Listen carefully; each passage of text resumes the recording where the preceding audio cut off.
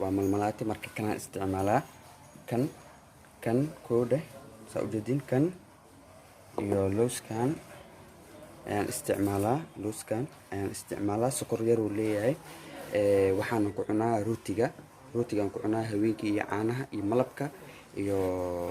malabka iyo looskan iyo malmalaadkaas isku cunaa si markaasi oo awoodeeda u zaaido. Assalaamu calaykum waraxmatullaahi tacaala wabarakaatuh. daawadayaal kusoo dhawaada YouTube-ka Umar Oscar channel iyo Facebook page-ka Umar Oscar iyo Umar Oscar channel page-keena.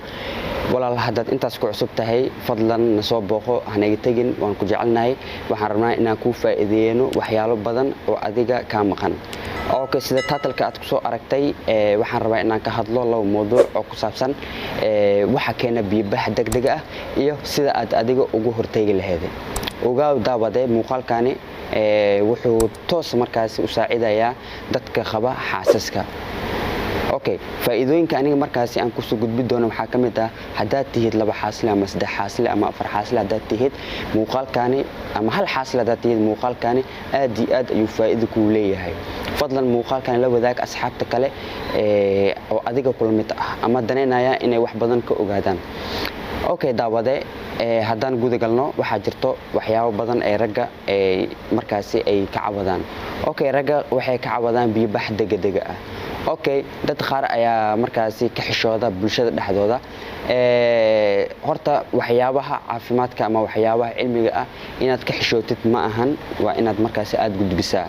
Okay, dad qaar ayaa muuqaalkani markaas ka xishoon doonaan, laakiin ha fiirin xishoodka waxaad fiirisaa caafimaadkaaga. Okay, haddaad tihid ragga biyo-baxa degdega ah ku yimaada, ogaaw in aadan markaasi suurtagal ahayn in aad ciyaal ka dhasho xaaskaaga. sababta aan ku dhahayo waxa waaye qofka biyo-baxa degdega ah biyihiisa awood ma lahan. biyihiisa sidoo kale waad dareemi kartaa tubada markii xoog loo furo meesha ay gaarayso marka la dabcina iyo meesha ay ku dhacayso. Okay, waxaan ka wadaa daawada biyo-baxaaga hadduu degdeg uu yahay, taasi waxay sababaysaa biyahaaga tuuritaankiisa inaysan lahaynin wax awood ah, inaysan lahaynin.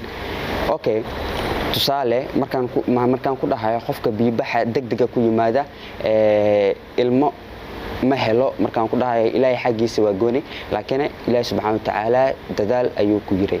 Okay, haddii biyahaaga shahwadaada aysan tuuritaankeeda aysan awood lahaynin, haddaba daawada ogaaw in markaasi adiga bacaad meel cidla ah aad qorsagaar ku haysid.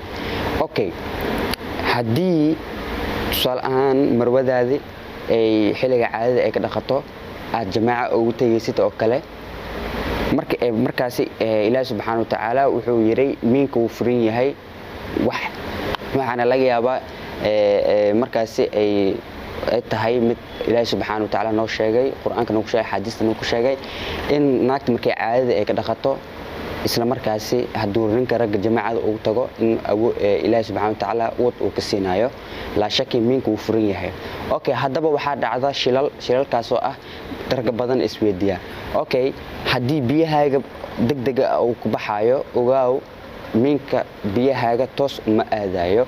sabab awgeeda biyahaaga markay saan u soo baxo saan ma u tuuraayo, laakiin saan markuu soo baxo markii uu dareeraa ilaan awood ma lahan. hadduu biyaha oo saan u soo baxo toos ma aadayo, adiga wax yar nus senti oo kale ayuu hoos u dhacaa, saan ayuu u dhacaa. saantan waxay sababaysaa in biyahaaga ay gudaha u galaan oo bannaanka ay u soo baxaan. Okay, taasina adiga ayay dhib ku tahay. tusaale ahaan daqiiqado xaaskaaga lama jamaacayn kartid, waayo waa biyo-bax degdega ku imaanaya. Okay, sidee markaasi ugu hortagi kartaa daawada? intaan isu gudbinin fadlan muuqaalkan ila daawo. tusaale daawadayaal, aniga waxaan isticmaalaa kan looskan aan isticmaalaa. looskan faa'iido badan ayuu leeyahay. sida haddaba muuqaalka aad ku arki doontiin wuxuu leeyahay faa'iidooyin badan. faa'iidooyinkaasna waan gudagali doonaa. waxaan kaloo isticmaalaa kan aan kaloo isticmaalaa strawberry waa malmalaato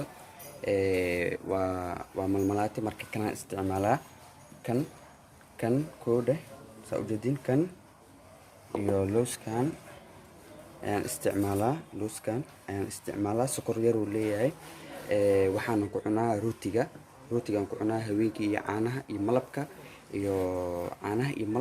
iyo looskan iyo malmalaatikaas isku cunaa si markaasi oo awoodeeda u zaaido marka qof walbana waxaan markaasi aan u sheegayaa inuu isticmaalo waxyaabahan iyo waxyaabo kale aad muuqaalka aan idinku sheegi doono hadduu ilaahay idmo.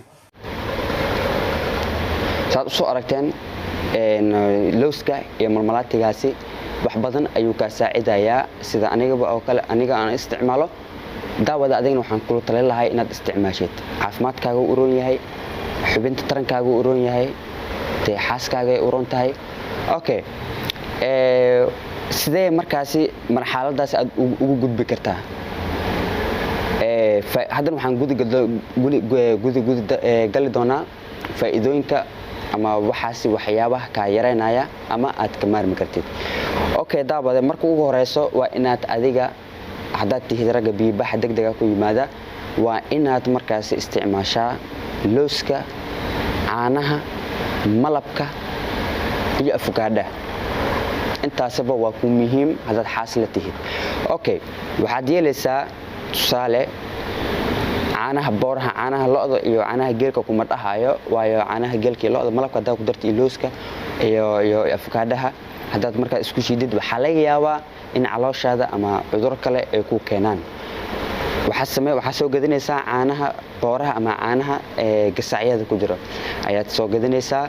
kadib haweenkii waxaad samaynaysaa loos, malab, caanahaasi iyo afakaadho haddaadan awoodin hataa moos waa inaad heshaa muus ama waa inaad heshaa. haddaad afakaadhaha awoodi weysid hal xab moos waa inaad heshaa. waxaad samaynaysaa waxaad isku daraysaa caanaha, malabka, looska iyo mooska ayaad isku shiidanaysaa. daawada waad cabaysaa. markaad cabtid taasi waxay ku sahlaysaa in ay markaasi ku soo celiso awoodda ragnimadaada ama awoodda xubinka tarankaaga inay awoodeyso.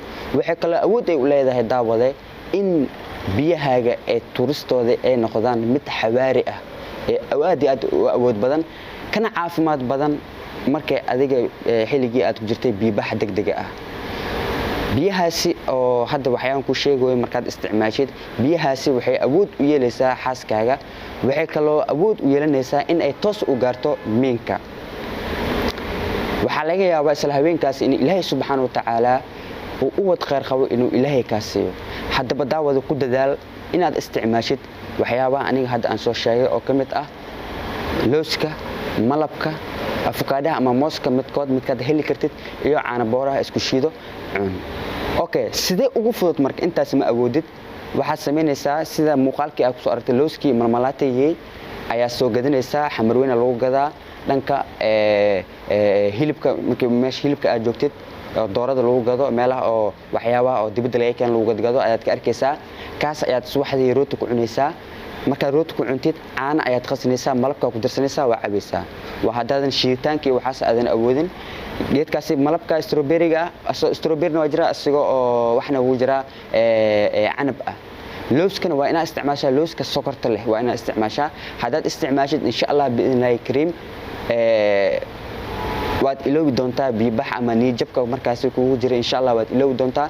fadlan isticmaal loos, malab, afakaadho ama moos iyo caano booro iyo malab. okay haddaad barnaamijkeeni aad ka faa'iiday fadlan waxaan kaa codsanaya inaad u sheer garaysid asxaabta kale si ay markaasi ayagana faa'iidooyin badan ugu qaataan. haddaad aad qabtid wax su'aalo ah fadlan ila soo xiriir Facebook page-yadeeda Umar Oscar Channel iyo Umar Oscar iyo barteena YouTube-ka Umar Oscar Channel. waa aniga Umar Oscar insha Allah barnaamijkan wuu sii socon doonaa. weliba waxay markaasi barnaamijkan qusayn doontaa ragga iyo dumarkaba way qusayn doontaa insha Allah. waxaan idin tagayaa sidaas iyo nabadgelyo Ramadaan Kariim.